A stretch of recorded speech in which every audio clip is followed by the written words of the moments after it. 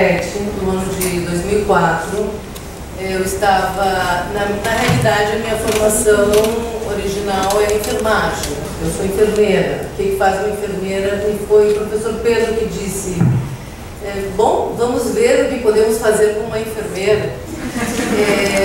Eu espero que tenham podido fazer alguma coisa, pelo menos eu me senti um pouco mais segura atuando na área que me era desconhecida até então. Acho que eu não fui muito feliz na escolha do título da minha fala, né? A formação de professores de PLA com alta rotatividade. Esse alta rotatividade acho que pode ser um pouco confuso, mas enfim, o que eu quis dizer é que os professores nos nossos centros, e eu acho que das colegas aqui as colegas vivem a mesma situação, não permanecem. O máximo que eles permanecem é 1 ano, máximo 2 anos. Nós utilizamos, e essa palavra é um pouco feia, mas enfim, nós aproveitamos as expatriadas, ou seja, as esposas dos expatriados. São gerentes médios da Odebrecht, da Camargo Correia, Félix Galvão, empresas brasileiras que estão atuando muito na Venezuela, estão praticamente fazendo toda a infraestrutura do país. Venezuela tem entendido que está por entrar, ou já entrou, ou está entrando, ou um dia entra, mas está nisso. No Mercosul, então a procura é impressionante. Nós crescemos de quando eu comecei no Instituto, 4 professores, 80 alunos, estamos agora com 350 alunos no Instituto e 80 alunos fora do Instituto, nas empresas justamente que nos praticamente impõe a necessidade de dar os cursos, né? Então, eu não sei como estamos por aqui, eu já falei do número de alunos, queria falar um pouquinho do perfil dos professores, já disse que são esposas universitárias, todas, que chegam na Venezuela, querem integrar-se à sociedade e querem fazer alguma coisa útil. E tem realmente elas têm muita vontade, muita disposição, atuam com muito prazer com o que elas fazem. Então elas são falantes nativas cultas, com formação universitária ou de técnico superior. Eu digo que os aspectos negativos, pouco comprometimento com o trabalho, no sentido de que elas viajam muito, acompanham seus maridos as suas viagens de trabalho e complicam muito para nós que administramos os cursos. A curta permanência na instituição, a falta de experiência, é óbvio, na área do ensino de PLA e uma presença de preconceito linguístico muito arraigado. Quando eu falo essa discussão, o professor Carlos Faraco, hoje de manhã, eu estava identificada completamente com isso, e não é preconceito linguístico, digamos, de classes sociais, é preconceito entre variantes, se a variante carioca, a variante nordestina, a variante do interior do Rio Grande do Sul, é uma discussão nesse nível, né? Então, nós temos um seminário anual, que é o que é possível fazer, porque temos o curso de preparação para o CELP, depois tem as 2 oportunidades que se apresentam ao CELP, e realmente a administração do tempo é muito complicada. Então a gente consegue reunir um grupo de professoras, fazem um seminário que dura 1 mês aproximadamente, com 4 ou 5 encontros, 25 horas a carga horária, e a súmula que vocês podem ver aí. Com o conteúdo, depois se houver necessidade eu posso aumentar um pouquinho, explicar um pouquinho mais sobre isso, se houver tempo. No final desse seminário, a gente fez uma avaliação do seminário com as seguintes perguntas, né? Se ele cumpriu seus objetivos, se para eles foram relevantes os conteúdos tratados. e se tiveram os temas algum reflexo em suas práticas de sala de aula e algum comentário que quisessem fazer. Eu selecionei quatro avaliações feitas pelos professores, né? Aqui está a primeira, né? Todos dizem que gostaram do curso, que o curso foi muito útil, mas sempre refletem a falta de como ensinar. Como ensinar? Ah, bom, eu sei, eu falo a língua, mas como eu ensino? Então, na verdade, a gente faz um período de adaptação, de formação, em que eles assistem aulas com professores mais proficientes.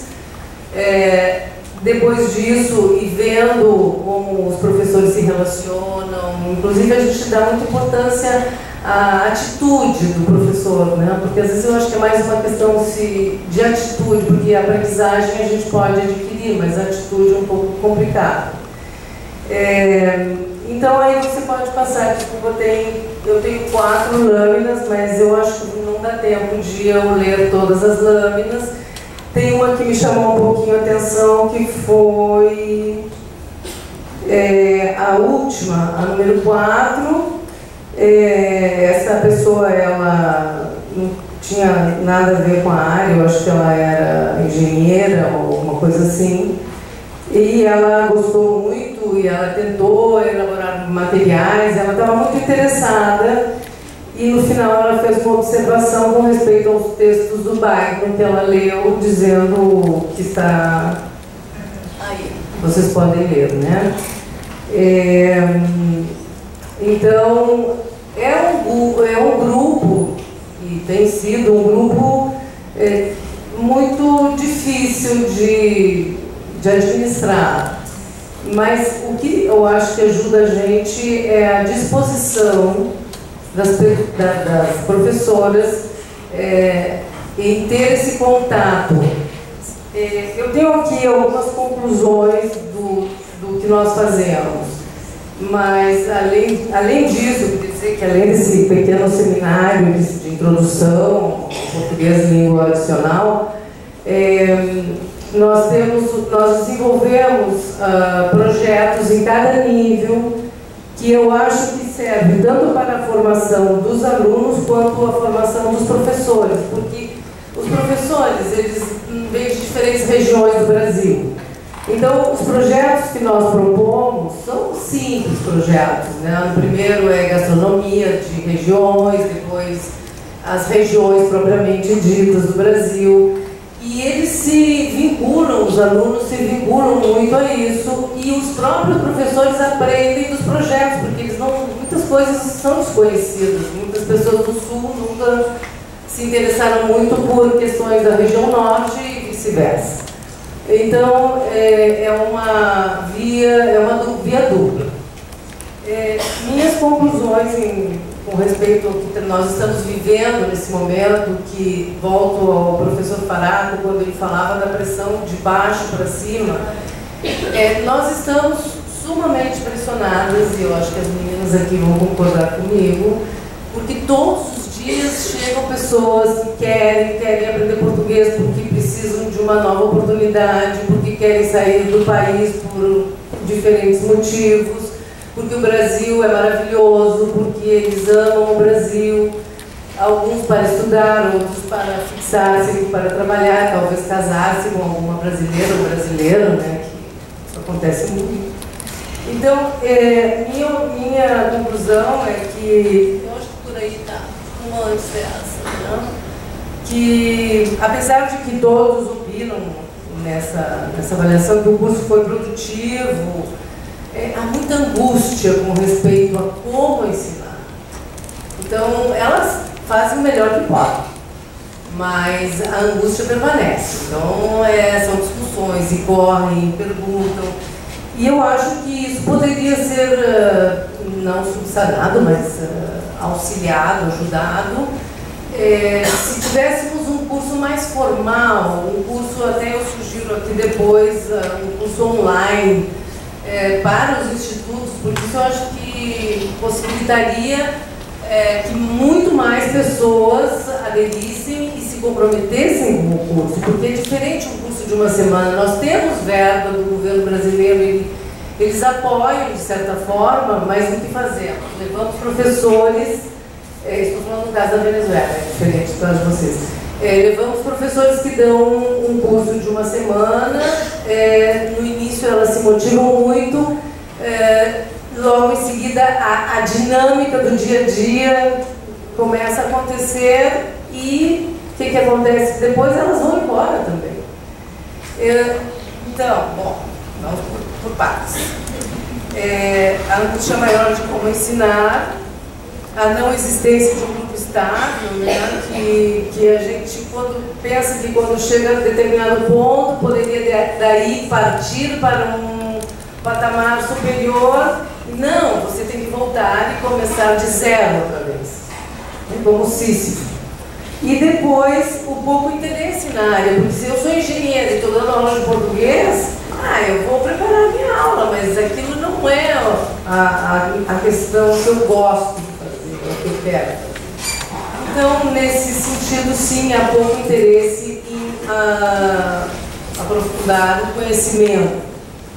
Então, as minhas sugestões seriam que fossem cursos mais estruturados, mais longos, e que vinculem o participante, que ele tenha um objetivo ao final do curso, ele vai poder ter um diploma, um título, alguma coisa que o acredite mais e o capacite mais para aquela atividade que ele está exercendo da forma que ele usa o senso comum, né? Ele está usando o senso comum, mas ele pode fazer um trabalho muito melhor e não se desaproveitaria esse indivíduo, porque se ele vai para outro país, normalmente é o que acontece com essas pessoas que vão expatriadas, eles vão para diferentes países, ele poderia continuar prestando o mesmo serviço que ele prestava naquele local em outro país, já bem preparado, né? Seria fantástico.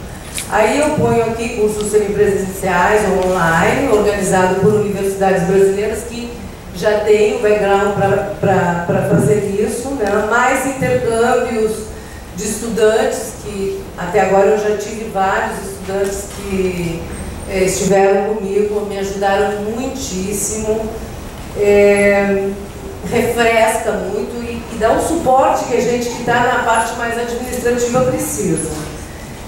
E por fim, não querendo ser pessimista, eu acho que não existe um diagnóstico real do que está acontecendo lá fora. Nós estamos com a água aqui. E eu não sei vocês, mas eu venho mais em som de pedir ajuda. Eu acho que, eu sei que aqui dentro também a efervescência é grande, mas...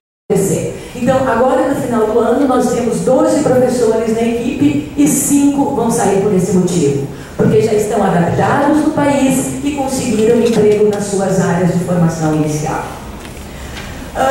Então, devido às diferentes formações acadêmicas de nossos professores, verifica-se a necessidade de aprofundar conteúdos linguísticos da língua portuguesa, bem como questões teórico-metodológicas do ensino da língua portuguesa como língua adicional. Sendo assim, apesar de a maioria dos professores não ser formada na área de letras, seu desempenho tem se demonstrado satisfatório, a julgar, por exemplo, pelo resultado do CELP-Brás. Nós temos, gente, 100% de aprovação no CELP, certo? E se vocês verificam assim, olha, o IBEC nós temos uma média de 150, 160 candidatos por exame. E sempre tem 2 ou 3 que não aprovam. Mas a gente costuma dizer no IBEC, isso não é responsabilidade nossa, porque na realidade não são nossos alunos. Eles não foram preparados pelo IBEC, eles vêm de outras cidades, de outras províncias, muitas vezes sem nenhum conhecimento formal, sem nenhum estudo formal da língua portuguesa. Então, e o IBEC é a única instituição no Equador, né, credenciada para a aplicação do exame. Nas 2 últimas décadas, tempo qual o trabalho do IBEC, infelizmente, não há apoio por parte da direção do Instituto e do Conselho, nós temos a direção executiva e um conselho para a compra de materiais didático-pedagógicos, para a qualificação do seu corpo docente através da realização de cursos de aperfeiçoamento na área. Também não há diferenças salariais para professores com curso de graduação e pós-graduação.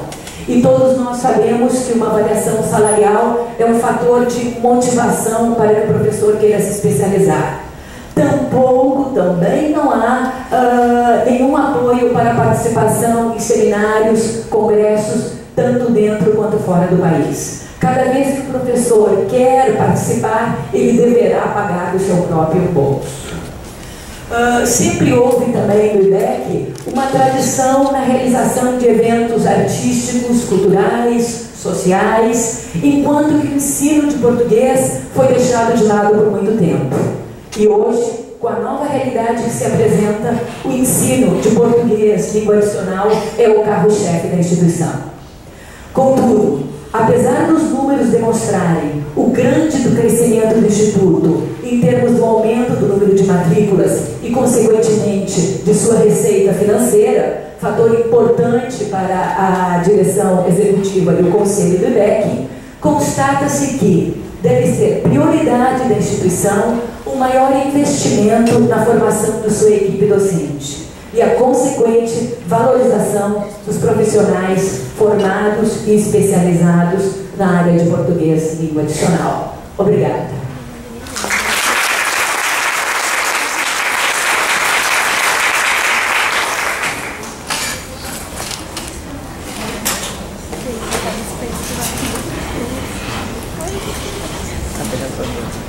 Obrigada, Kátia. Eu passo então a palavra à professora Beatriz Miranda, que é coordenadora, subdiretora acadêmica do Instituto de Cultura Brasil-Colômbia, o IBRAC. A professora Beatriz possui graduação em Letras na Uniceup, em Brasília, mestrado em Relações Internacionais na Universidade Autônoma do México e doutorado em História na Universidade Nacional da Colômbia. Além de subdiretora acadêmica do IBRAC, ela também é professora de graduação e de pós-graduação da Universidade Externado, de Colômbia, e trabalha há cerca de 20 anos com o ensino de português em institutos brasileiros no exterior, vinculados ao Itamaraty. É um prazer, boa tarde, é um prazer imenso estar aqui hoje, me sinto em casa, revendo amigos e companheiros nessa grande caminhada, né, na área de português para estrangeiros. Então é uma alegria muito grande estar aqui. Eu gostaria de começar, o título, né, é um pouco pretensioso, o título da minha fala, apesar que obviamente o foco é a formação de professores, o IBRAC como um instrumento importante para fortalecer a diplomacia acadêmica e cultural do Brasil na Colômbia. Para justificar um pouco esse título, eu gostaria de mencionar muito rapidamente algumas coisas que contribuíram para o aumento do número de alunos de português no IBRAC. Uma das primeiras coisas que é relevante para entender o que é o IBRAC na Colômbia é que isso começa no momento que a violência na Colômbia se torna mais difícil. Então o Brasil passa a ser um destino para que os jovens colombianos saíssem do país, e nessa saída eles se encontram com uma experiência bastante positiva nas universidades brasileiras. Então isso começa no final da década de 90 e vai se fortalecer sobretudo nos primeiros anos, né, no início dessa nova década. Então, eles vão procurar cada vez mais as universidades brasileiras como um destino acadêmico provável e eficiente, né? E, obviamente, a partir... o Mercosul é um ponto importante, todos nós sabemos, mas a gente nota que a partir do primeiro governo do presidente Lula, isso vai se acelerar muitíssimo a visibilidade do Brasil na América do Sul, porque a América do Sul passa a ser a prioridade número 1 da política externa, inclusive diminuindo o número de diplomatas na Europa e na África e aumentando o número de diplomatas na América do Sul e criando uma secretaria especializada para assuntos da América do Sul. Então isso vai refletir diretamente no dia a dia dos institutos. E junto com essa maior visibilidade, maior liderança do Brasil na América do Sul, e pela primeira vez, parece isso discurso, né, mas não é, que é a primeira vez que a gente sente o governo brasileiro comprometido a pagar o custo por essa liderança. Isso muda tudo, porque falar de liderança é muito fácil, e quem quer liderar tem que pagar o custo. Então a gente vai sentir um compromisso maior em relação a essa vontade política para pagar o custo nos 2 mandatos do presidente Lula. E, obviamente, com essa visibilidade vai acontecer uma internacionalização mais nítida das empresas brasileiras. O que quer dizer isso? As empresas brasileiras se tornam multinacionais, as principais empresas brasileiras. E isso vai fortalecer também esse contexto de visibilidade estratégica, né, dos institutos. O Embraco passa por uma reformulação institucional e pedagógica a partir de 95, como as meninas mencionaram, as minhas colegas mencionaram anteriormente, os problemas eram similares. Poucos professores, sem formação, qualquer brasileiro era candidato natural, né, a ser professor no Embraco, e as aulas, ou seja, cada um fazia o que podia, dava o melhor de si, mas sem realmente uma orientação. Como nós já discutimos em tantos seminários, o CELPE-BRAS vai ser um instrumento para uma mudança radical, né, em termos de sala de aula e de abordagem, uma abordagem muito mais comunicativa no processo de ensino-aprendizagem. Então o Embraco vai fazer uma releitura desse momento e, obviamente, vai ter que se adaptar a passos gigantes a tudo que estava acontecendo na região e tudo que estava acontecendo em termos de discussão, em termos de língua e cultura, né, no Brasil. Qual era a dificuldade estrutural? Havia muita resistência dos professores a essa mudança. Os professores estavam lá há 20 anos e, obviamente, não é fácil chegar e dizer, olha, vamos começar do zero, vamos fazer uma mudança. E, sobretudo, eles não acreditavam que as pessoas estavam procurando aprender, iniciando a aprendizagem de português, sobretudo por motivos que anteriormente eram certos. A música, a cultura, o samba, mas eles não se adequavam ao novo contexto regional e à nova posição do Brasil na região e no mundo, né? Então, isso foi uma mudança lenta e gradativa.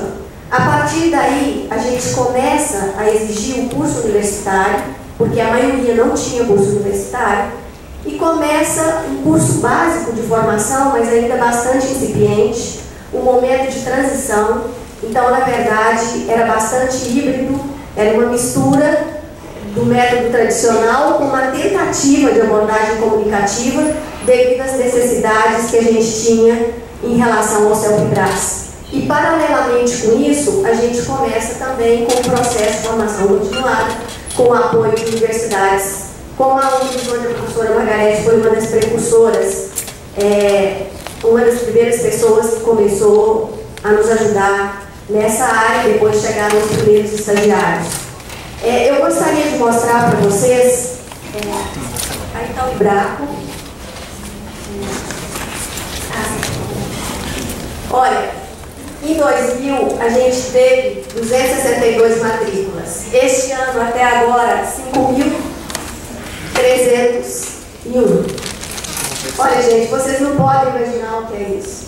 Realmente é um ato heróico de toda a equipe do Embraco. Eu não sei como a gente tem conseguido isso.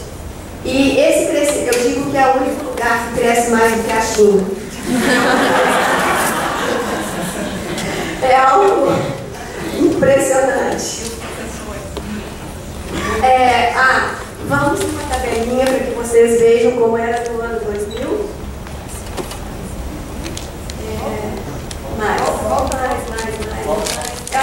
final. Olha, número de professores. Em 2007 a gente tinha 16, nesse momento nós temos 35. E estamos totalmente abertos para todos os estagiários que queiram chegar rapidamente em janeiro no IBRAC. A proposta está feita. Então, imagine,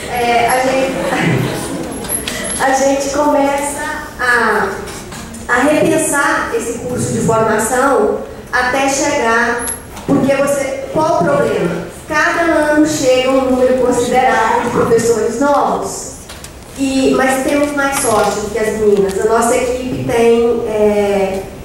tem sido, digamos, mais estável, não há tanta rotação. E agora mesmo eu vou explicar o mecanismo que a gente criou para que essa rotação fosse menor. Eu vou mostrar para vocês o formato do nosso curso hoje. Além desse número de alunos dentro do IBRACO, nós estamos presentes em todas as principais universidades de Bogotá. Então, só em uma universidade, neste semestre, nós tivemos 300 alunos. E, além do mais, temos empresas. Em suma, o IBRACO começa a funcionar às 6 da manhã e fecha às 8h30 da noite. É uma carga horária bastante puxada, os professores trabalham demasiadamente, é uma coisa que eu não compartilho muito. Eu gostaria que fosse diferente, que fosse menos, mas não temos nesse momento outra alternativa. Vamos procurar o curso de formação.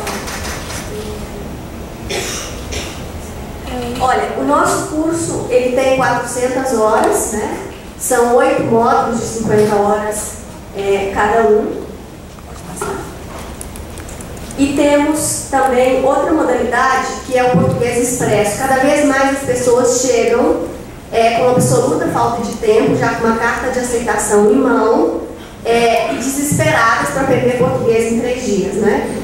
Então, nós criamos um curso que chama Português Expresso. São 4 horas diárias, e isso nos ajudou, porque além do resultado bastante positivo que a gente teve nesse semestre, a gente conseguiu baixar o índice de aulas particulares do IBRACO, que não era nada interessante para a gente, devido ao número de professores escasso em relação à procura, né?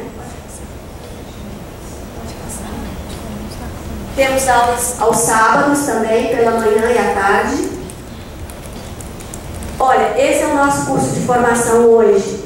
Eles têm 100 horas de observação. Eles observam, como um estágio, né, onde eles começam a participar das aulas. Eles observam o curso do Português 1 e do Português 2 completo. Depois a gente tem uma série de módulos que a gente foi criando mediante intuição, mediante necessidade, mediante desespero. Então, nós temos aí fonologia, a metodologia, método de ensino do IBRACO, CELP-BRAS, ensino de português como língua adicional. Isso é o resultado dos primeiros estagiários da URGS que foram, porque criaram um grupo de estudo, e depois nós passamos essa experiência, transferimos essa experiência para o nosso curso de formação. Música e história, né, no contexto de português como língua adicional, gramática, inserção do Brasil no mundo. Por quê? Porque cada vez mais o nosso aluno exige dos professores conhecimento sobre esse Brasil que está acontecendo. Então já não dá mais para o pessoal chegar sem saber coisas mínimas sobre o Mercosul, sobre o Unasul, sobre o BRICS. Tem que ter uma noção. Então vejam só, o nosso curso tem uma duração de 240 horas e acontece 2 vezes por ano. Ou seja, nesse momento nós já temos selecionadas as pessoas que vão participar do curso no ano que vem. Mas ainda assim, gente, falta. E por isso o apoio das universidades e essa interlocução, né, com as universidades e com a pesquisa na área de português como língua adicional continua sendo bastante importante. Agora, nem tudo é tão bonito como parece, né? Na verdade, hoje eu sinto eu cheguei a esse seminário, pois feliz, porque é um momento para estabelecer uma interlocução interessante com todo mundo que está batalhando nessa área, mas com um pouco de solidão em relação à política linguística exterior do Brasil. O Fernando Henrique privatizou os institutos, né? Na década de 90, e isso demorou um pouco a acontecer. A gente sabia que isso estava no papel, mas digamos que a mudança ela foi gradativa. E nesse momento a gente está sentindo o peso dessa mudança burocrática que foi feita sem uma análise das consequências mais simples que vocês puderem imaginar. Eu dou um exemplo. Faz 3 semanas houve uma reunião bilateral entre o Brasil e a Colômbia. O tema era português para estrangeiros. E o que aconteceu? A gente perguntou para a embaixada se a gente seria convidado, né? Porque de repente seria interessante, teríamos alguma coisa a dizer. E a resposta foi: vocês não podem participar porque vocês são um instituto privado colombiano. Então a pergunta é: que país é esse e para quem trabalhamos? Sim? Porque a gente não sabe. E os colombianos nos tratam como se fôssemos um instituto de cultura do Brasil verdadeiramente representativo. Então, é um pouco o desconhecimento desse trabalho que é feito no exterior. E faço uma observação: temos uma excelente relação com a Embaixada do Brasil na Colômbia. Eu me sinto assim super próxima do contexto diplomático do Brasil na Colômbia. Mas o que acontece? O governo do Fernando Henrique privatizou os institutos. E o Tribunal de Contas da União, faz como 5 ou 6 anos,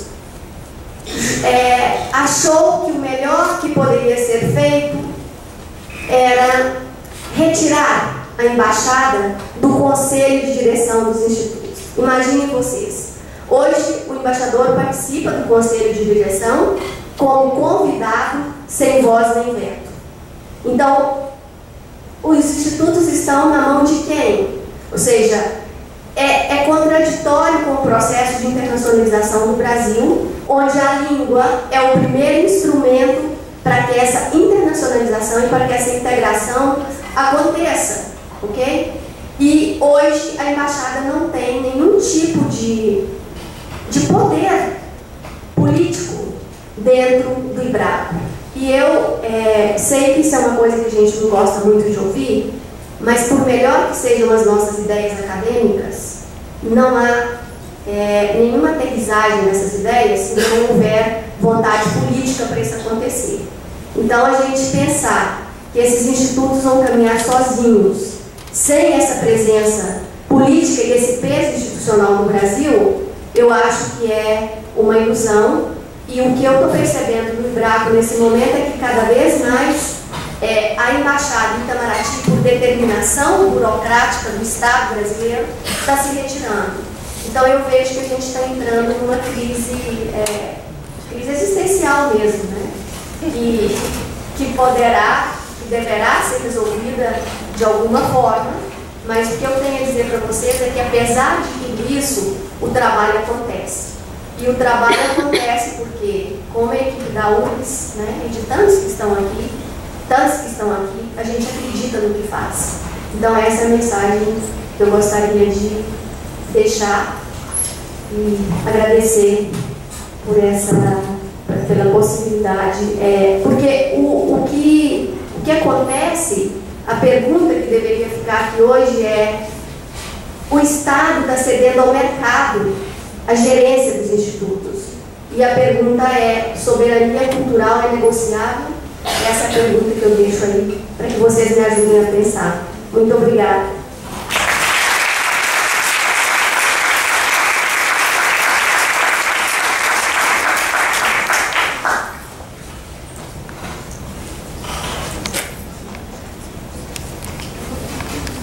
Passaremos agora então para o momento de perguntas.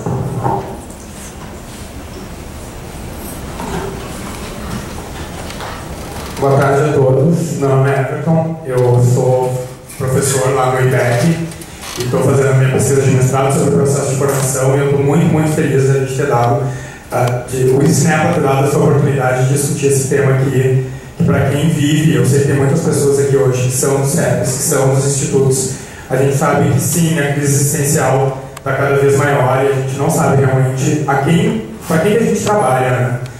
E a reação dos alunos é muito interessante, porque sim, naquela construção de identidade ali com o aluno, tu é o representante do Brasil, mas aí de repente tu também é um estrangeiro servindo o outro. É muito, muito complicado. Então eu queria perguntar para vocês, eu sei como é que é a realidade lá no Equador, e a gente está lutando por isso, lutando mesmo, dia a dia, mas eu queria saber como é a questão trabalhista, ou seja, de direito trabalhista do professor. Isso é uma coisa que é um tabu, eu sei, né, falar, né, até mesmo assim, em contextos lá locais, ficar questionando isso é meio complicado, mas assim, é muito mais complicado tu não ter certezas em termos de direitos profissionais, né? E aí eu acho que eu estou começando a sentir que para o nosso documento final, a questão da profissionalização do professor de português língua adicional vai ser algo que a gente tem que tocar, assim, tem que ficar saliente isso no nosso documento final. Isso na manhã eu já senti no nosso GT lá no GT4. E, então eu gostaria de ouvir um pouco de vocês como é esse tratamento do professor como profissional, né? Tendo em vista toda essa peculiaridade do que vocês estão colocando. Olha, essa pergunta é excelente, porque é um tema que eu tinha esquecido de mencionar. Como o IBRACO resolveu essa questão trabalhista? Porque a preocupação era a mesma das minhas colegas, a rotação, né? Então, o que o IBRACO faz hoje? Hoje, o IBRACO não tem nenhum professor